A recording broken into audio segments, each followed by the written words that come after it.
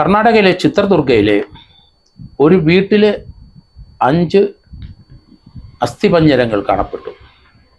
വലിയ വാർത്തയായി അവിടെ എക്സിക്യൂട്ടീവ് എഞ്ചിനീയറായിരുന്ന ജഗന്നാഥ് റെഡ്ഡിയുടെ വീടാണിത്.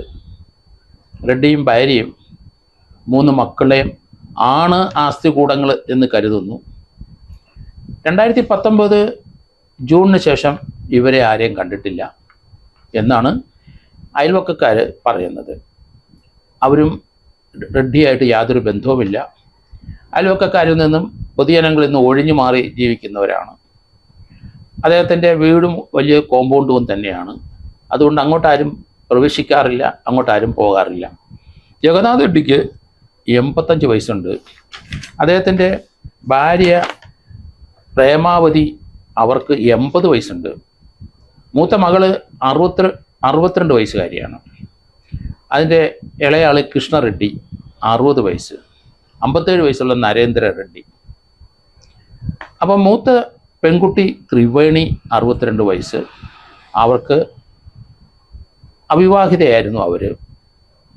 ഏതായാലും നാട്ടുകാർ പറയുന്നത് ഇവരെ കുറേ നാളുകളായിട്ട് ആരും കാണാറില്ല, വീട് പൂട്ടിക്കിടക്കുന്നു. അതുകൊണ്ട് ആരും അവരുമായിട്ട് ബന്ധമില്ലാത്ത അങ്ങോട്ട് പോയി നോക്കാറുമില്ല. പക്ഷേ 2019 ശേഷം, ജൂണിന് ശേഷം ഇവരെ ആരെയും കണ്ടിട്ടുമില്ല.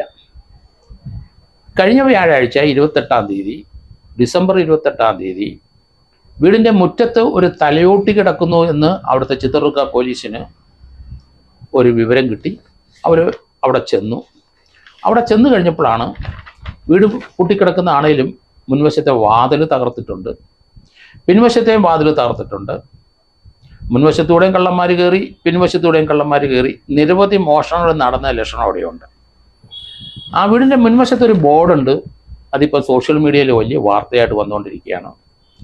ആ ബോർഡിൽ ഇംഗ്ലീഷിൽ എഴുതി വച്ചിരിക്കുന്നത് G Natha Reddy, BEF, executive engineer, PWD, retired എന്ന് എഴുതിയിട്ടുണ്ട്.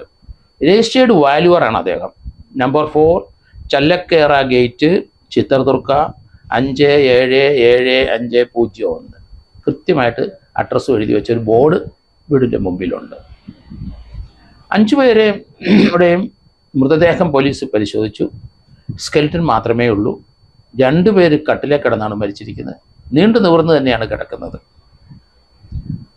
2 പേര് തറയിലാണ് കിടക്കുന്നത്, അത് നീണ്ടു നിവർന്ന് കിടക്കുകയാണ്. വേറൊരാൾ അടുത്തൊരു മുറിയിലാണ് കിടക്കുന്നത്.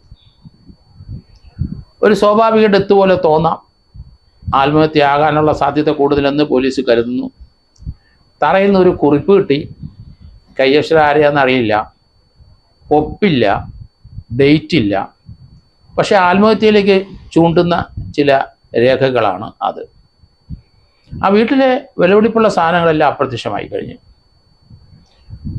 അതിൻ്റെ മുൻവശത്തെ വാതിൽ കള്ളന്മാർ തന്നെ ബ്രേക്ക് ചെയ്ത് പൊളിച്ചിരിക്കുകയാണ്. പിന്നീട് വന്ന കള്ളന്മാർ പിൻവശത്തോടെ കയറിയിരിക്കുക, അതുകൊണ്ടാണ് പിൻവശത്തെ വാതിൽ പൊളിച്ചിരിക്കുന്നത്. ഏതായാലും ഫോറൻസിക് അവിടെ വരും. അസ്ഥികൂടം ആരൊക്കെയാണ്, എത്ര വയസ്സുള്ളവരാണ്, അത് പോയിസൺ കൊണ്ടാണോ അതോ മർഡറാണോ ഒന്നും ഇപ്പം പറയാറായിട്ടില്ല. ജഗന്നാഥ് റെഡ്ഡി എന്ന് പറയുന്ന 85 വയസ്സുകാരനാണ്. പക്ഷെ അദ്ദേഹത്തിൻ്റെ മകൾ ത്രിവേണിക്ക് വിവാഹം നടന്നില്ല. ആ കുട്ടിക്ക് ബാക്ക് പെയിൻ ഉണ്ടായിരുന്നു, നട്ടലിന് കശേരുകൾക്ക് പ്രശ്നമുള്ളൊരു കുട്ടിയായതുകൊണ്ട് അതിൻ്റെ വിവാഹം നടക്കാതെ പോയത് കൊണ്ട് ആ കുട്ടിയുടെ ഇളയ സഹോദരൻ 57 വയസ്സുള്ള നരേന്ദ്ര റെഡ്ഡി അവിവാഹിതനായി തുടരുകയായിരുന്നു.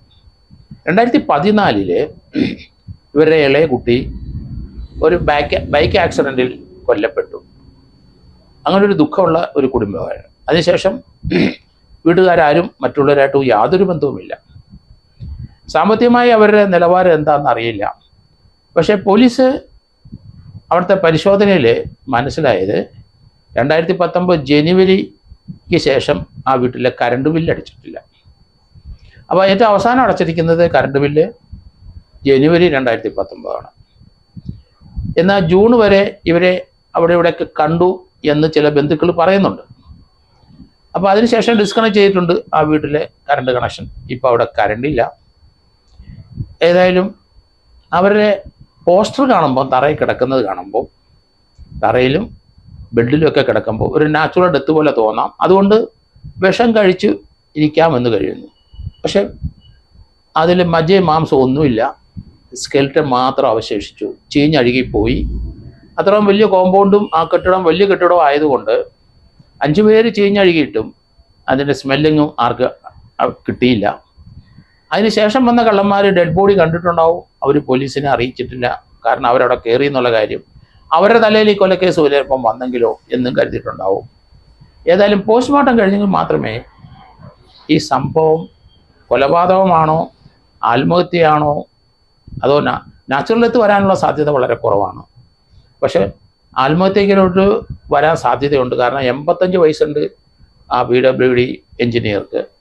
അപ്പം അതിൽ നിന്നാൾ ഇനി ജീവിച്ചിരിക്കില്ല എന്നറിയാം. അദ്ദേഹത്തിൻ്റെ ഭാര്യയ്ക്ക് 80 വയസ്സുണ്ട്. മക്കൾ 2 പെൺകുട്ടികളും അവിവാഹിതരാണ്, 62 60 വയസ്സുണ്ട്. ഇളയ ചെറുക്കൻ 57 വയസ്സുണ്ട്. അതുകൊണ്ട് ഒരു ആത്മഹത്യയിലേക്ക് പോയിരിക്കാം എന്ന് തന്നെയാണ് പോലീസിൻ്റെ നിഗമനം. കാരണം ഒരു ലെറ്ററും കിട്ടിയിട്ടുണ്ട്. ഏതായാലും കർണാടക സ്റ്റേറ്റിലെ വലിയ വാർത്തയായ ഒരു സംഭവം തന്നെയാണ്. 5 സ്കെലിറ്റനാണ് ലഭിച്ചത്. 4 വർഷമായിട്ട് ആ വീട് ആരും സന്ദർശിച്ചില്ല എന്ന് പറഞ്ഞത് അവിശ്വസനീയമായിട്ട് നമുക്ക് തോന്നുന്നു. പക്ഷേ കണ്ടവരാരും അത് പറയാതെ പോയിരിക്കാനാണ് സാധ്യത കൂടുതൽ.